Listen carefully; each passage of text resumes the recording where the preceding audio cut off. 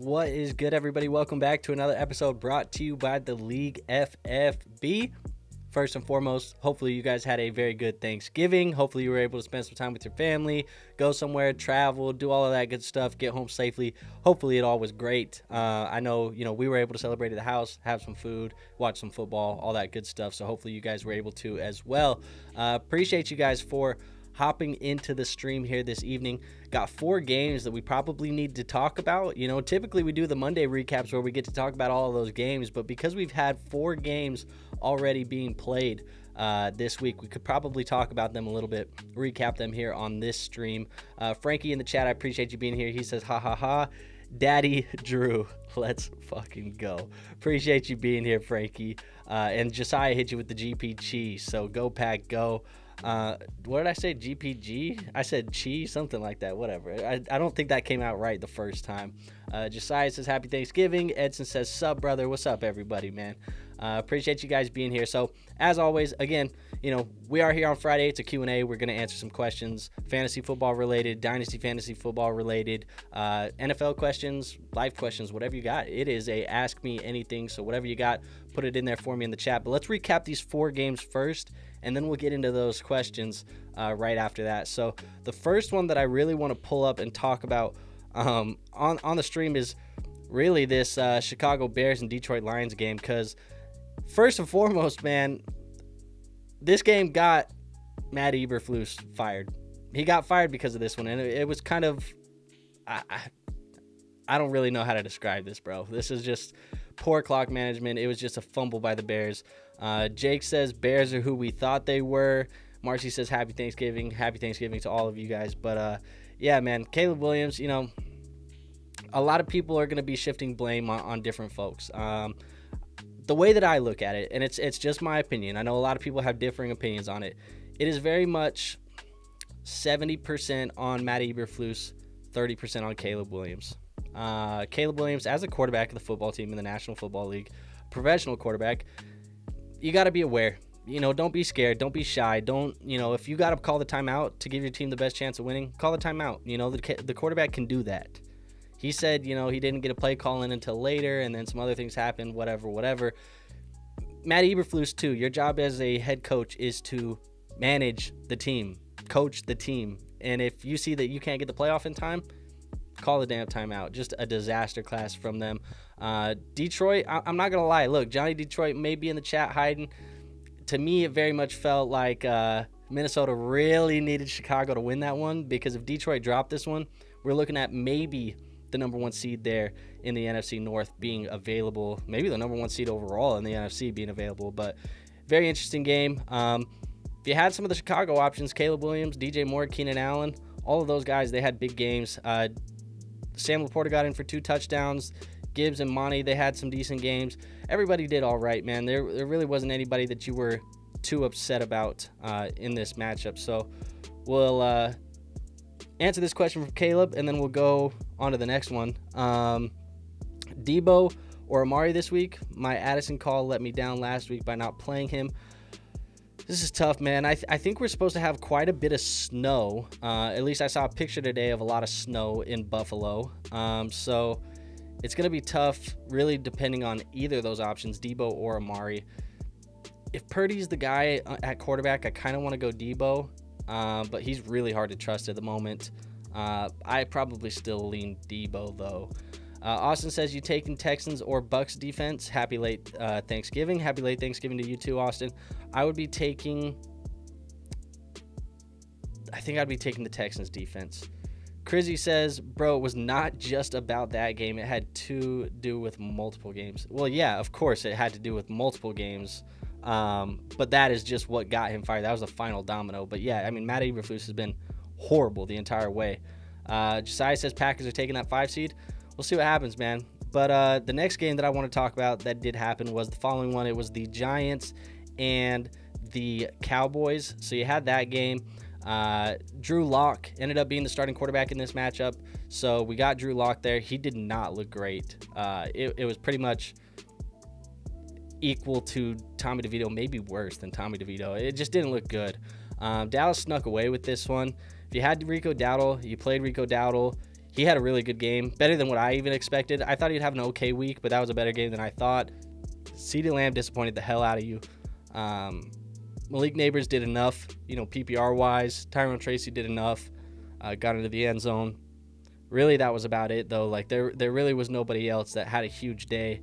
That really was a good one. But Dallas, they've won a couple games now. It's funny because they're not going to make the playoffs, but they're winning a couple of these late games, and they're ruining their draft pick. I don't know, man. We'll see what happens with them. But New York, I'm going to be interested to see if next week when Tommy's healthy, if they go back to Tommy DeVito or if they go Drew Lock the rest of the way, because Lock did not look good. So that's going to be something I'm keeping an eye on. But right now, the ceiling for Malik Neighbors is pretty much gone. It doesn't feel like he's going to be a guy who's getting a ton of long, plays or scoring a lot of touchdowns, but he's still going to get the PPR upside, so we can kind of rely on him there.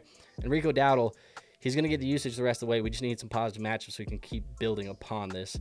Let's go to Marcy's question. T. Higgins, Devonta Adams, Zay Flowers, Bucky, and B-Rob. You need one wide receiver, one running back, one flex. It's full PPR. So, wide receiver, running back, and flex. I'm going to go T. Higgins, Bucky, and Zay in the full PPR. Those are going to be the three that I go with. B-Rob and Adams to the bench. Game over says Taysom Hill or Njoku. I'm going to go with Taysom Hill. They've talked about the usage that he's been getting over the last couple of weeks is what they want him to continue to get. If he keeps getting that type of usage, he's just a unique skill set where he's going to score a lot of fantasy points in a lot of different ways. I probably would just take that at the tight end position.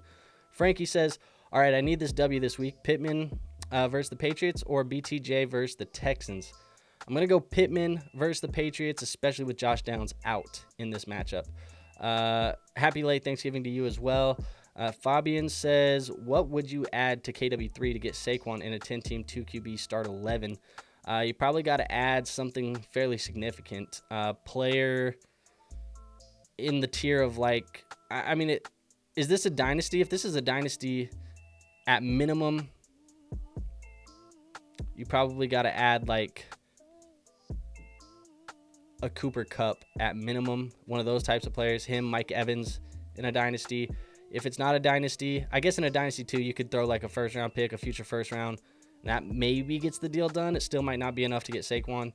In a redraft, you probably have to offer T. Higgins, Zay Flowers type of player maybe to go get Saquon. But you said dynasty, so yeah, those are kind of the types of assets I think you have to give on. It's going to be a lot to go get Saquon. He says happy Thanksgiving.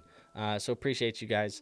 But let's go to this last game here. I guess the last one of Thanksgiving. And then we'll talk about today's game because today's game was horrible. Horrible. You have Miami and Green Bay. Green Bay wins this one 30-17. Jaden Reed had 2 touchdowns in this one. Tucker Kraft, had himself a day, led them in receiving. Josh Jacobs had a day. There was a lot of good things from the Green Bay Packers in this one.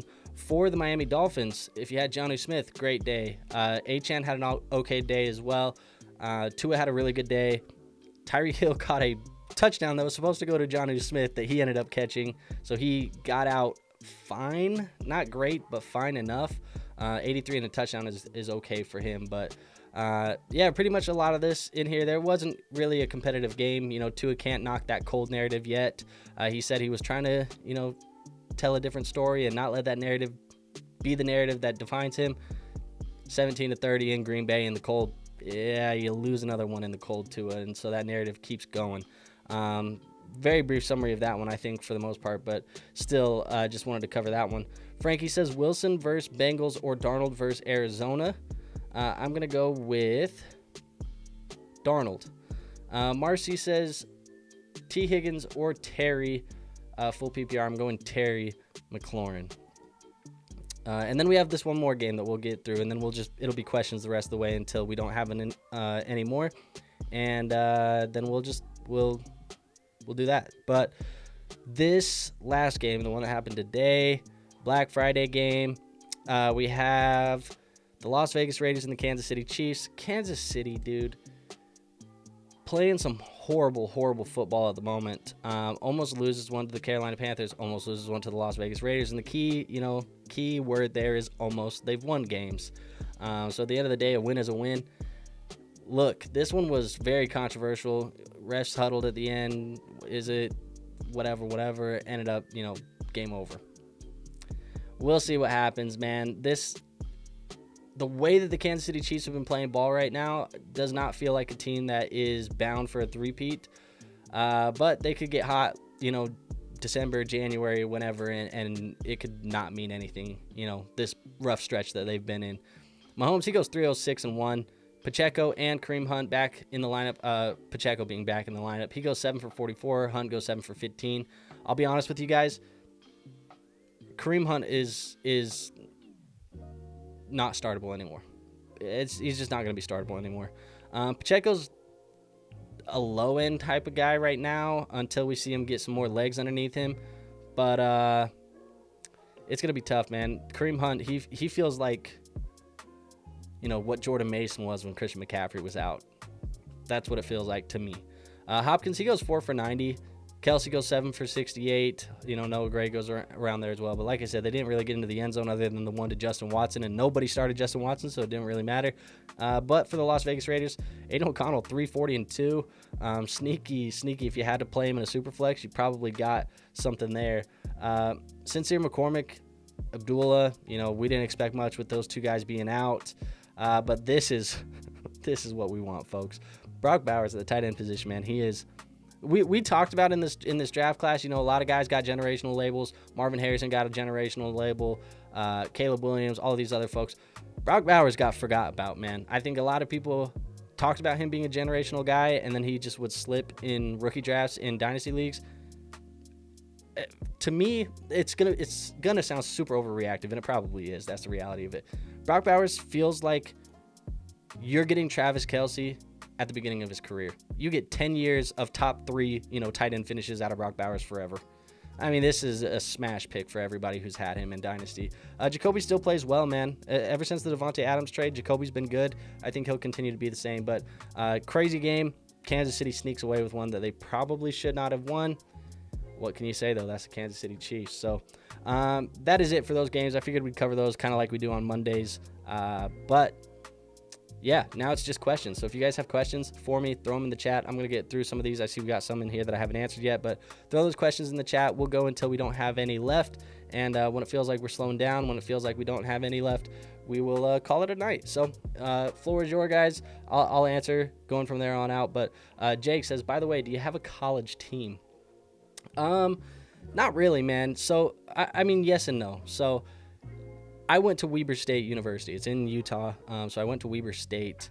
So I root for them. I don't sit and watch a ton of their games. I'll root for them. I got them as saved as one of my favorite teams on the ESPN app and things like that. But root for them. They had Rashid Shaheed and Taron Johnson and some of these other guys come out of there. When I was going to school there, those guys were on the football team. But other than that, not really rooting for a specific team. I like rooting for players. So when it comes to dynasty leagues, I like to know, some of the top guys in the upcoming classes, and then I like to follow those guys. So, obviously this year we're following Gene T, Shadur, Tet McMillan, Luther Burden, Travis Hunter, some of these other guys, right? Evan Stewart, all of these guys. Like, we're following them, trying to see what we can get out of them. Jalen Milroe.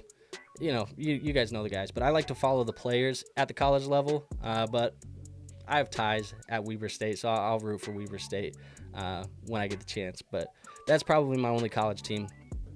But George says, I'm in a late Dynasty startup slow draft right now. That's interesting. I wonder how the ADPs are at the moment. Because I feel like Sleeper is really bad with the ADPs in season. In the offseason when everybody starts to get through them, they get better ADPs. But I feel like right now it's probably crazy. What do we got? Start 1 wide receiver, 1 flex, PPR, and Y. Pickens, Bucky, JSN, Cup, Metcalf. It's a very close match for me and a must-win. Yeah, I mean, it's that time of the year, right? Everything's a must-win for everybody. So if you're fighting to get in the playoffs, everybody's got to win. So who am I taking? I love Bucky's matchup this week. I want to play Bucky as the flex no matter what. So I want him in my lineup. You got a lot of good players in here. I'm probably playing him because I think he has a high ceiling against the Carolina Panthers. They're points above expectation that they're allowing right now is crazy high. I think he goes for 100 plus and probably gets into the end zone this week. When it comes to the wide receivers, I'm gonna double check my rankings that I have right here, but I want to say in a full PPR, I'm gonna be leaning with Cup.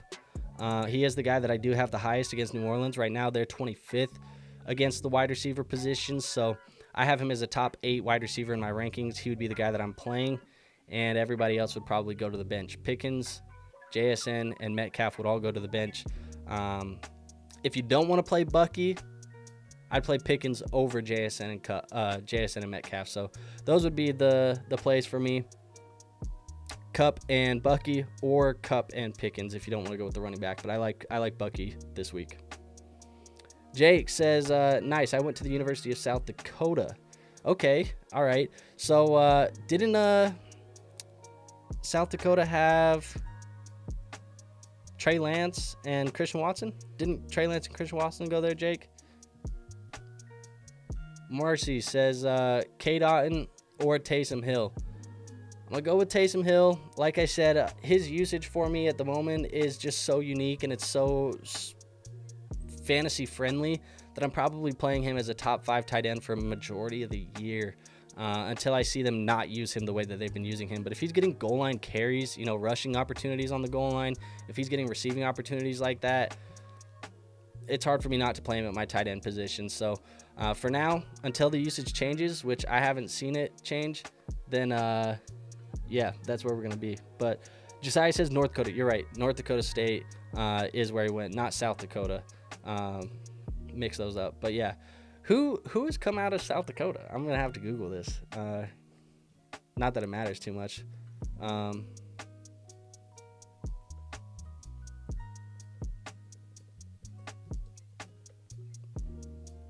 Pierre Strong, Tucker Kraft. Okay. Yeah, Pierre Strong, Tucker Kraft, some of those guys. Am I missing any? Lance, Watson, and Wentz went to North Dakota State. Yeah, I mixed that up. What do we got? Full PPR, currently projected to win by 8. Either Zay Flowers or Chuba in the flex. I would rather go with Chuba this week than Zay. Feels like a safe floor and a high ceiling type of play, especially if they get into the end zone. Chuba's matchup this week as well against Tampa Bay isn't the toughest of matchups either. They're 23rd against the running back position right now, allowing 22 points per game, so I'd probably be playing Chuba.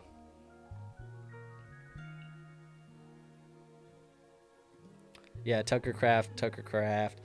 Kraft is that guy. I remember, the Jackrabbits. I remember when I'm watching the tape, I'm Jackrabbits. We need to have like a trivia or something about that, like small schools like that. South Dakota's not super small, but small schools, Weber State, South Dakotas, you get what I'm saying. You get the Rashid Shaheeds and the Crafts. How you feeling about the Commanders' defense this week? Would you take Bucs defense instead? Like the Commanders' defense this week, in my rankings right here, I have Washington as the 5th best defense of the week. Love the matchup against Tennessee. And then would I take, Tampa Bay? Tampa Bay right now is my 6th. So I would play Washington over Tampa at the moment. Just by a little bit. Would you consider getting into fantasy dynasty basketball? I know you mentioned you played ball. I have played fantasy basketball before. I'm not a huge fan of fantasy basketball. And yeah, I did play basketball for forever. I mean, I probably played basketball for 15, 20 years. Probably 20 years almost. So, ever since I could pick up a basketball, I was playing it all the way until I was, in my early 20s for the most part. Didn't love fantasy basketball when I played it, but Dynasty would probably be a little bit more exciting than just a regular one. You said you feel like that space is waiting to explode. It's interesting, man, because I feel like, and maybe this is me just being naive, but it feels like the fantasy football community is massive, obviously, right? Like everybody plays fantasy football, even if you're, in a a work league with people who don't even follow the NFL, or your family has a home league that really are casual fans. Like, I feel like the fantasy football community is massive. It doesn't feel like the other fantasy sports communities are as massive. They're a little bit more niche. You know, basketball, I know some people in here have mentioned playing fantasy hockey, fantasy baseball. I know some people play, but yeah, it's interesting, man. The whole fantasy sports community is still very much a niche community, but fantasy football feels like the most mainstream. Edson says Sleeper got a lock-in game mode. It's fire. Check it out. Okay, I'll have to check it out for sure. Like I said, I played fantasy basketball a couple times, and for me, I just couldn't get into it. I think maybe the season's too long. You know, in the NFL, you get those 17 weeks. It's kind of like a short, quick hitter buzz. You get to do, you know, the 3 nights a week where you have games Monday, Thursday, and Sunday, and that's it. In the NBA, it feels like I'm going 9 months of my year where I'm watching basketball and I got a game every night of somebody, and I got to switch my lineup every day, every night. Maybe I don't watch basketball, you know, hardcore enough to play fantasy basketball, but Dynasty would make it more intriguing, I think, in my opinion. What else we got, folks?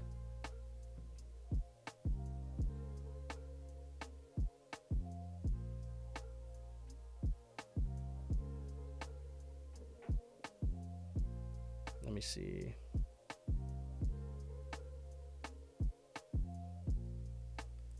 I was looking at something earlier. I have a buddy who's a really big basketball head. Huge basketball fan. He's a Spurs fan, so he's been like on the Wemby hype train for a while. I'm a Lakers guy. You guys have seen me wear the Lakers hat and stuff like that. I've been a Lakers guy since Kobe was around. But I saw we beat him last night.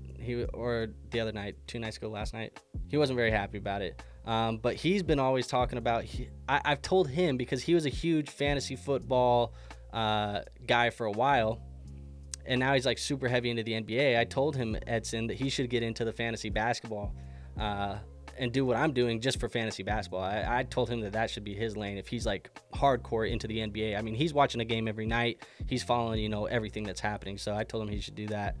But it would be interesting. Jake says, any waiver pickups sound intriguing? Yeah, I mean, at the moment, really what I'm doing on my rosters is I'm stashing handcuffs. You know, we're at the time of the year where, for the most part, the wide receiver position is pretty bland on the waiver wire. You can pick up 1 week guys here and there. You're going to pick up streaming options at QB, all that stuff. I'm looking at the running backs. You know, I'm looking at what handcuffs I can possibly get. I put out a big list of guys. Actually, I think I still have it on here. Yes. These were some of the stashes that I said that, you know, people should be looking at and stashing in leagues right now that are all under 50%. So I'll take, you know, this off of it. But guys like Zach Charbonnet, Tank Bigsby, Devin Singletary, Tajay Spears, Jordan Mason, Tyler Algier, Roshan Johnson, Trey Benson, Justice Hill, Braylon Allen, Blake Corum, Ray Davis, Kenneth Gainwell. These are all guys that I'm looking at picking up right now if you have the roster space, because I'm looking at guys who can become league winners in the playoffs if there's an injury above them. Obviously, Charbonnet, if something happens to Kenneth Walker, Charbonnet is going to be playable immediately. On this list a couple weeks ago, we had guys like Gus Edwards, who's now going to be playable for a couple of weeks here as we get into the back half. All of these guys, all of these are intriguing. These are all players that I'm looking at trying to get on the back end of my bench at the moment, Jake. So we'll just go back there. It's funny that I still had that saved up on the screen in my scenes here. But, yeah, those are all players that I'm looking at. What do we got from Jay? Jay says start 2, PPR, Brian Thomas Jr.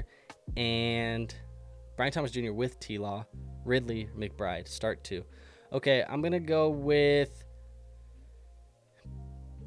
I think I'm going to go with BTJ and McBride. McBride is a guy that I just can't sit at all at the moment. He's being used so well by Arizona. Edson says, yeah, there's like no content creators out there covering the Dynasty Basketball hardcore. I looked, it's dry. Starts league with him, do it casual, sleepers mode. You lock in players after they play. It's probably the way to do it, man. And I think if he wanted to do it content-wise, the thing is, content's a grind, man. So it's tough. You know, I'm just speaking more so about him at the moment. But I guess, trying to convince people to make content is tough, especially when they don't have a ton of passion for it. So if he's not like a content guy, but he still just loves basketball, hey, it is what it is. But I told him before he needs to do it, because I said the same thing as you, Edson, and I'm not even tapped in. But it was like, I don't feel like there's really anybody covering this, and you could end up being like, if nobody's doing it and you do it well for a couple years, I mean, hell, you can always pave your own way and be, the Matthew Berry of fantasy basketball, get picked up by ESPN or something like that, because the way that Matthew Berry did. I mean, you could do that shit if you really want to. So I agree with you 100%, Edson. What do we got? I'm in a late, slow draft dynasty in round 5 right now. Would you rather have Brock Bowers or Nico Collins? Is this a tight end premium, or is it just a normal PPR? If it's a tight end premium, it's 100% Brock Bowers for me. If it's a normal PPR, it's closer, especially if it's 3 wide receiver starters. But if it's 2 starting wide receivers and a tight end premium, I probably go with Brock Bowers ultimately. But what's the scoring settings and the roster sizes here? And then I'll let you know a little bit better. But I think I'm leaning Brock Bowers at the moment. How do you feel about the dynasty outlook for Olave? Would you give your late first in a super flex for him still? Yes, I'd absolutely still give a late first, especially for him. I just feel like when you look at this year's class, to me, at least at the moment, before I dive into it deep, and obviously the more I dive into it, the more I'm going to be comfortable with the class, and the more I'm going to be, finding players that I like. But at the moment, outside of the top 7 guys, I'm really not too much in love with the rest of the class. There's a lot of depth at the running back position that you can take shots on in the second round, but I'm probably not going to be using a lot of my late first this year. I'll probably be trading a lot of my late first this year. And if you can get young guys like Olave, who at worst, I think at worst, if we look at Olave through the worst lens possible, he's a low-end wide receiver 2. You hope that the draft pick hits and does that, becomes a wide receiver 2 for your fantasy football team. So I definitely would be doing this. I think Olave's outlook is fine. I think he's going to play football again this year, even. Concussions happen, man. I know everybody gets scared right now because of the Tua stuff. I'm not too worried about him. I've made him a buy in a video a couple weeks back, and my mindset still hasn't changed about that. Austin says, I scored 85 points with Jonnu, Tyreek, Cowboys defense, Gibbs, and Monty. I'm projected to score 159.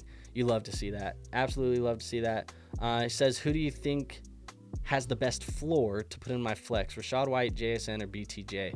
JSN probably has the safest floor at the moment, so I'd probably be playing him, especially because you said it's full PPR. So JSN has the safest floor. McBride is a demon. This is the week he gets receiving touchdown. We need that. We need some positive regression at the touchdown for him. Edson says start 2. Wilson / T-Law. Elijah Moore / Ertz.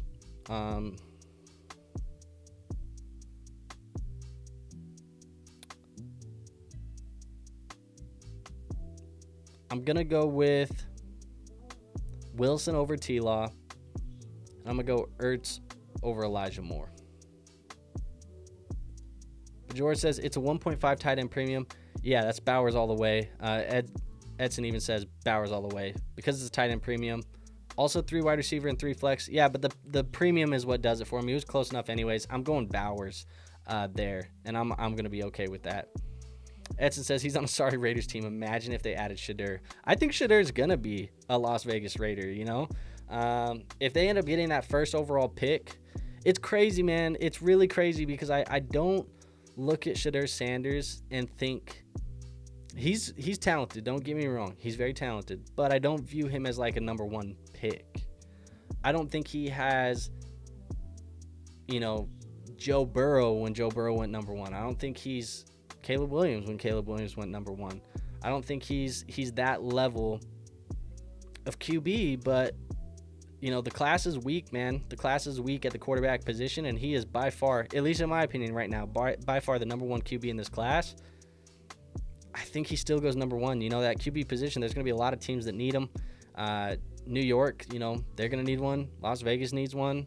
A couple of these teams are going to need one. I think he goes very early, way earlier than people think he's going to go. And if Shadur goes to Vegas, him and Brock Bowers is going to be pretty nice. I somehow got Jaden Daniels in a super flex at the 109. That's insane. Insane how you can do that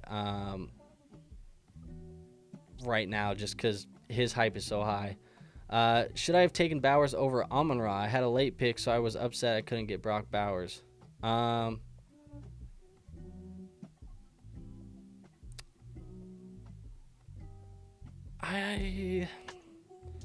They're close. I mean, this is how good Brock Bowers has been. I think I lean Amon-Ra there, but they're close. I don't mind you going Amon-Ra there, though, at all. I don't mind it. Shedeur next trust. He's nice. He's not generational, but he'll be top 10 QB in the NFL. Top 10 in the NFL. So that would put Edson, you think he's going to be, in the same conversation as like, I don't know, Herbert's and Burrows, or no? I could see Shedeur being, best case scenario, I could see Shedeur being like a Kyler Murray level of player, which I guess is very damn good. But I'm trying to like actually think about this critically. Like, Shedeur could be like a Baker, in my opinion. He could be like a Jordan Love, a Jared Goff. He could be like those guys, I think. Kyler Murray with a little bit more upside maybe than a guy like Goff, or probably Goff. Edson says he'll be a little better than Dak and Goff. Yeah, so Dak and Goff, that makes the most sense. Like I said, I think he's going to be fine. He's the best quarterback in this class. I also like the fact that Dion is actually going to make sure that he succeeds, because I can't imagine Dion actually lets him go to a place where he's not successful. How do you feel about JSN and BTJ at the 4-5 turn? I would currently lean BTJ over JSN, but if you can get both of those guys at the 4-5 turn, also depending on who's around there, they don't feel like bad picks. Anytime you can target these young cornerstone wide receivers and build a roster around young cornerstone wide receivers, I'm not opposed to that at all. Both of those guys, I think, are young cornerstone wide receivers. He could be top 16. I don't know about 10, though. I kind of tend to lean there as well. 10 feels kind of high in my opinion, but I think he could be up there. Top half, for sure.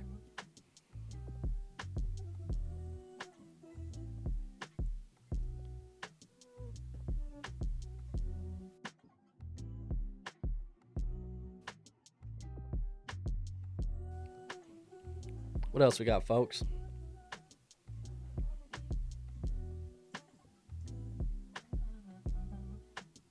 Which makes me think, too, sorry, I'm going back to the Shedeur Sanders thing, but it makes me think, too, like, if we're looking at Dynasty startup value, and we're viewing, Shedeur around that Dak Prescott range, maybe the Jared Goff range, I mean, let me just pull up startup ADP at the moment, because I think that's where we would view Shedeur. That would be,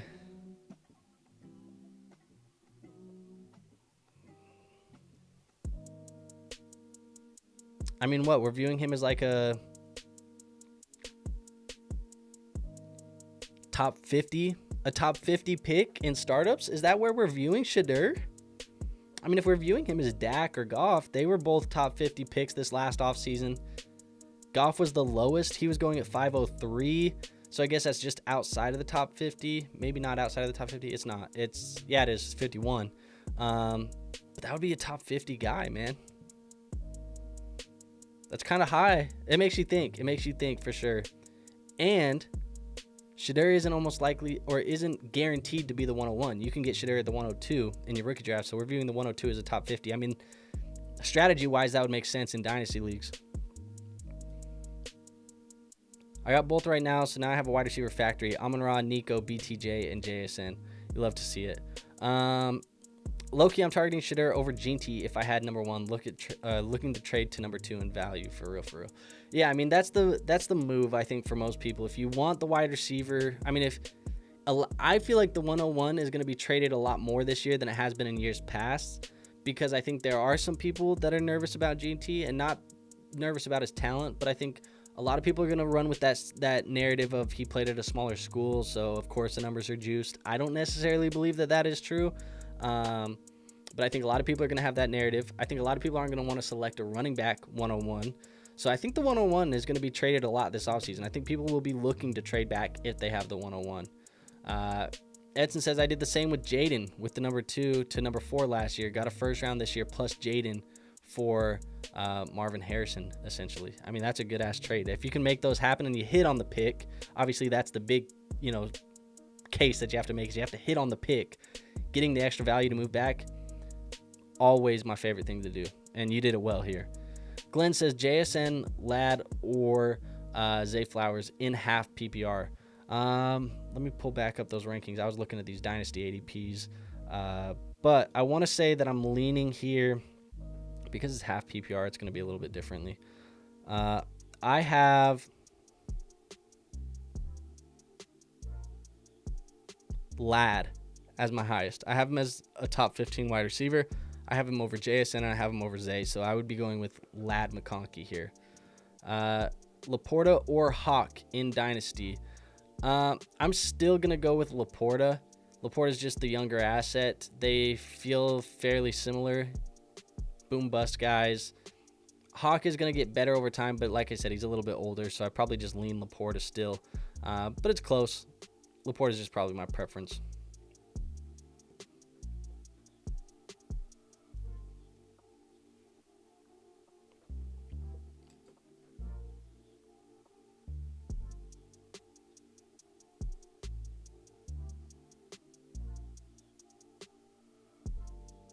What else we got, folks? Anything? I kind of like how this one was a little bit more Dynasty-centric today.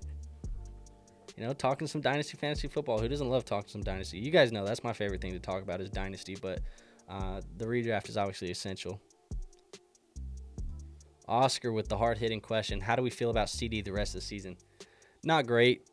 Really not great. It's just more so going to be decent floor, low ceiling. He's been banged up multiple times now over the last couple of weeks too. It's not going to be good, man. I think he's a guy that we should be viewing as... I don't think... Let me just say, with the current state of the Cowboys, with Dak Prescott off of the football field, I don't think Lamb is a wide receiver 1 the rest of the way. I don't really see scenarios where he's cracking the top 12. And that's tough, because if you have him, you need him to do that, I think, if you're trying to win the fantasy football championship. But I don't view him as a top 12 guy really the rest of the way. He's going to be a guy who flirts in that wide receiver 2 range, somewhere between, like 13, 14, 15, maybe some weeks, depending on the matchups, tougher matchups when, they're going to pressure the quarterback and Cooper Rush can't make those throws, closer to that 20, 21, 22 range, I think. So it's going to depend. When I look at the Cowboys' schedule over the next couple of weeks, I got, Cincinnati next week, which is a good matchup for him. On paper, you get Carolina, which typically teams outperform Carolina, and so they have to run on Carolina at the second half, which hurts their wide receivers. I don't expect that to happen with Cooper Rush, so they should be competitive through that one. Tampa Bay the next week. So you got 3 weeks of good matchups. That'll take you to week 16. But again, the ceiling is low because the Cowboys are not scoring that many touchdowns, so it's just not great overall for CeeDee Lamb. Edson says, don't get me wrong, GT is the number 1 pick, but I'd rather have Shadir plus value. Again, I don't disagree with you at all there. Which late running back should I be targeting in this draft since I haven't drafted one yet? Obviously, I think running backs should be going late in startups. I think with this incoming rookie class, the running back room is going to be shook up pretty heavily in dynasty leagues moving forward. But potentially guys that you can get late, at running backs that I think will still have value next year. Let me just look at a list real quick. Guys like Bucky is probably going to go a little bit later, maybe not, but him. Guys like David Montgomery are always good. They always go late, and then they just have value next year. David Montgomery would be fine. Guys like Tyrone Tracy probably will be okay. Jalen Warren. ETN's value is probably suppressed pretty heavily that I would still be comfortable drafting him. But guys like that, I would be trying to trade for running back later, as we get closer to the closer to the season. I wouldn't be trying to get my lineup set with my running backs being drafted in this one right away. I'd just be trying to draft the best value and then trade for the running backs later once we get some of these rookie running backs to kind of get into these backfields and see what's happening. Caleb says, do you have any Dynasty buy lows heading into the offseason?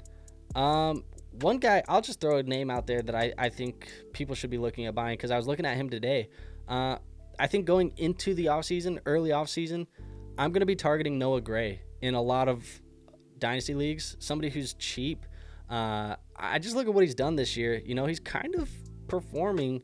They extended him last offseason. He got some new money. Travis Kelce's getting older. It looks like they kind of like Noah Gray. I think you can get him for super, super cheap, especially in the offseason when people aren't really thinking about Noah Gray. The production that he's kind of had is going to be out of sight, out of mind. I'm going to be targeting him. I think he's somebody that I'll be buying. You said Rashi and Chuba are two of yours. I think those are fine buys. Obviously, Rashi's a great buy low at the moment. People have forgotten how good he was at the beginning of the year. Potential guys that I would also buy, I'm targeting Olave. If I can get Olave places, I will be buying him cheap.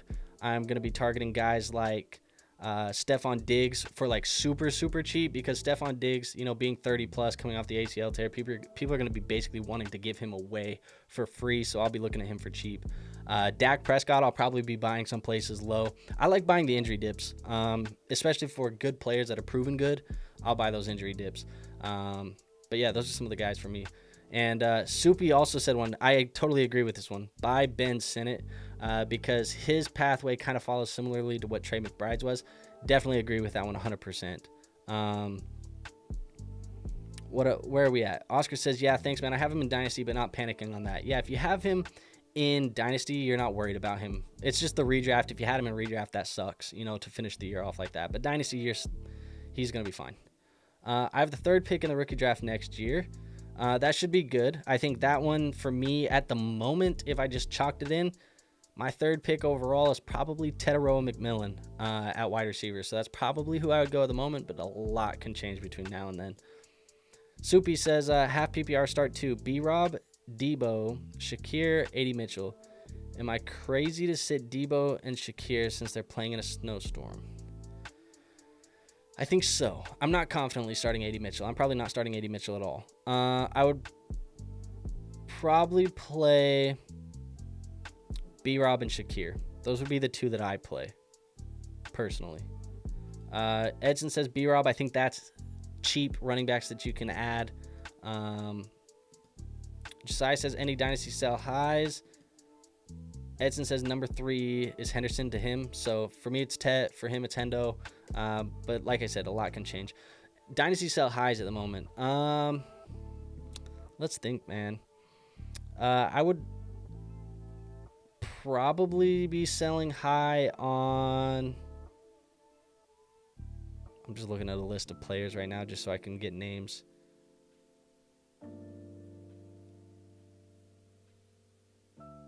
Terry McLaurin's a guy that I'm probably selling high on, especially if I can get something really good.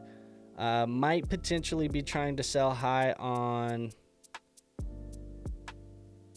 Khalil Shakir, Jacoby Myers. Another quarterbacks that I would probably sell high on, I'm looking at Baker. If you can sell high on Baker, I'm probably going to try and sell him. Maybe sell high on K. Dotton and David Njoku, especially because K. Dotton, a lot of the production has come with, what's his name? Chris Godwin off the football field and Mike Evans off the football field. And then David Njoku, we don't know what that quarterback situation is going to look like next year. Potentially sell high on Jonnu Smith. Running back wise, you're probably selling high. I'd sell any running back for the right price, but I think Chase Brown is a sell high, screaming sell high at the end of the year.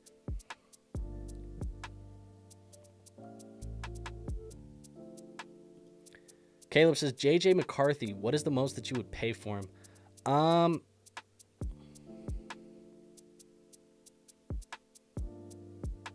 I think I'd give any 25 first. I think I would give any 2025 first for him at this moment. 101 and 102 maybe would be ones that I wouldn't consider, but anything other than that, maybe. I'd give up to 2 first if it's a late 25 and then, a random 26. I'd be willing to do 2 of those. But that's probably what I'm willing to give for him. He's a guy that, again, he's a buy low as well. I think a lot of people, he's been out of sight, out of mind. I think he's going to be a stud. We've seen Darnold play very well for fantasy football teams in this lineup. J.J. McCarthy feels more talented than what Sam Darnold is. So at minimum, I think he's going to give you these top 15, top 16 numbers. We talked about that with Shadir. I think J.J. McCarthy can do that with this offense. MK says, what's up, man? Hope you had a good Thanksgiving. I hope you had a good one, too, as well. BTJ versus Houston or McConkey versus Atlanta? Give me McConkey versus Atlanta. Oscar says, also sold Pittman, Dell, and a 2027 second for Puka before he came back.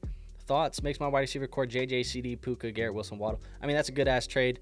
For me, Pittman's a guy. Dell's a guy. A 2027 second, is pretty much, at this point, I could get that 2 more years down the line. It doesn't matter.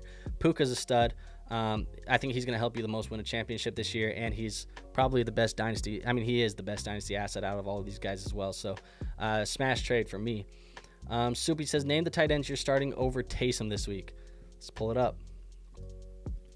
I got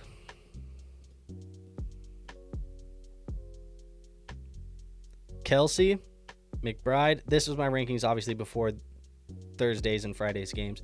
I had Kelsey, McBride, Hawkinson, Bowers, end of list. That's it. It was Bowers, Hawkinson, McBride, Kelsey. That is it. So I have him as the top 5 guy this week. Cosmos, Kirko, Chains, or Russ. I'm going to go with Kirko in that one. Edson says, I have Terry, but I also have JD. Kind of like the stack, though. The dude with CD tied right now for playoff spot, down 5 points. What's packaged with Terry would be comfortable to you? I would be comfortable throwing, if you're going into the playoffs, if you are a playoff team, I'm comfortable throwing my 2025 first on top of Terry to get CD Lamb for a dynasty league. CD's a superstar. I'd rather have him. But I think you could probably get away with a second. If you went Terry in a second, you probably can get CD as well. But you're giving up probably the better asset this final couple games of the fantasy football season. He's a hard buy for trades at the moment. Bro got burned a couple times, so I got to be juicy with 6 firsts in the next. I mean, you have that many firsts in the next. I'm 100%. Start with the 2026. I would go a 2026 first and Terry for CD. And then Edson says he's not a playoff team. Yeah, that doesn't matter to me. If it's a 2026 first, one that you think will be late, plus Terry to go get CD, no brainer. Josiah says, I traded Smitty, Jonathan Brooks in 26 second for JJ McCarthy in a late 25 first. I love that. I really do like that for you, especially in Superflex. Josiah says, in Taysom, we trust. That is facts. Stroud versus Jacksonville or Baker versus Carolina. That's a close one. Where do I have these guys in my rankings, actually? I know I have both of them high. Baker is QB7. Stroud is QB8. I would go with Baker Mayfield. I have him just a little bit over, so yeah, trust the rankings. Baker Mayfield is 1 spot ahead. Cam says, I'm trying to decide which QB to start week 14. Herbert versus Kansas City or Darnold versus Atlanta. Week 14, I'm probably going to go... I probably would lean Herbert there. I think he'll still be fine against KC, so probably would still go with Herbert there. But here we are, folks. We are getting towards the end of this. So let's say last call. Final questions. If you guys got questions, throw them in the chat. We'll get through them, and then we'll wrap this up and get on out of here, man. I appreciate you guys' holiday weekend. I know you guys probably got lots of family around or whatever other things you could be doing. I appreciate you hanging out with me tonight. Did want to just give a shout out. I actually don't even think I have the promo here. But Underdog is over here giving us a deposit match here. If you have never played on Underdog before and you want to watch us, draft a team tomorrow, we're going to draft a team tomorrow. We're doing some drafts. We're also doing some pick'ems, so you can do those on Underdog. This is not the promo that they are offering, by the way, but this is what they did recently offer. It's going to be something like this. They'll give you a free pick, something like this, where it's a freebie. All you have to do is use code League FFB. If you use that, they'll give you $1,000 in bonus cash. That's how you can support the show if you want to. If you've never played Underdog, if you don't want to do that, no problem. Just appreciate you being here, hitting the like button, doing all those things. But wanted to give them a shout out. There's a link in the description as well. You can't miss it. That's where you can support it as well. Oscar says, Dynasty question, what's an ideal transfer deadline? Ours is at 10, but feels really early. I'm assuming transfers, you mean trade deadline. What's the ideal trade deadline? This is going to be a controversial topic because some people believe that there should be no trade deadline in Dynasty. I disagree with that take. I think that there should be a trade deadline in Dynasty. We do ours after week 12. So after the week 12 games have finished, the Monday night game is finished on week 12, that is when the deadline is. 10 is very early. I will agree. 10 is early. I would probably be trying to petition to get that pushed 2 more weeks down the line, at least to week 12. Some people would argue 13 or 14. I think 12 is probably the sweet spot. That's where I would be doing it. That's what we do in ours, the leagues that I commission. We do 12. So, yeah. Cam says, appreciate you. I appreciate you, Cam. Edson says, do you really think it'll be bad holding Terry? I think he's got one of those skill sets that'll be productive into his early 30s. I don't think it's bad to hold him at all. I just think that his value is high at the moment. Rightfully so. The production has determined that he is a higher value player at the moment. I just think there's a good window for me to sell high for a safer floor asset plus a similar ceiling, if not a higher ceiling, and upgrade. So, no, I don't think it's bad to hold Terry, but I think that you have a great opportunity to upgrade him now at very minimal cost. Josiah says, Michael Mayer worth stashing in Dynasty. He's going to need to go to a different team if he's going to be valuable. You can stash him. I have him on a couple taxi squads, but at this point, like, if I had to drop him, I wouldn't be mad about dropping him either. I liked him. He's going to need to change the scenery to do anything. So, yeah, you can still stash him. It's just going to be very low. Look at what Steve Smith did. Not saying Terry is the player. Steve was very similar in terms of how they played. I agree with you here, Edson. I just am saying, again, I think you can upgrade off of Terry right now for a pretty easy price. Josiah says right before playoffs. Yeah, if you stash him, I mean, look, too, if there's, God forbid, an injury to, Brock Bowers, Mayer would be the guy to step up. Oscar says, thanks, man. Happy holidays. Keep up the good work. I appreciate you, Oscar. And I think that'll be it for us, folks. I think that's the last one. So appreciate you guys being here. If you haven't already, do me the favor, hit the like button, hit the subscribe button. If you're in the chat, you've already hit the subscribe button. So thank you. I appreciate you. Lots of content still coming. A couple more weeks here, folks. We got this week and next week of the regular season, then 2 to 3 weeks of fantasy football playoffs. The video schedule changes in the playoffs a little bit because we don't need to do so many weekly rankings and things like that. But we'll keep it all updated. We'll keep you in touch. Plenty of content to help you guys still win your fantasy football championships. That's what we're trying to do. We're trying to add some more rings to the shelf, trying to get some more trophies on the trophy case or in the trophy case. But yeah, man, just gonna keep grinding and help you guys win. So appreciate you guys. If you're not members of the Discord, we do have a free Discord linked in the description. You can go join that. That is in the description, like I just said. So free to join, no risk in doing that, helping you guys in there. Some other perks, especially in the off season. We'll do some giveaways and some Dynasty content and some rookie prospect stuff and a bunch of other stuff. So there's a lot of Dynasty talk in the chat tonight. If you like Dynasty stuff, make sure you are a member of that Discord because lots of cool things in the off season coming there. And that's it, man. So have nothing else for you today. I will see you tomorrow. We're going to be doing a stream at 1 p.m. Eastern. So be there or be square. And we'll see you on the next one. Till then, peace out.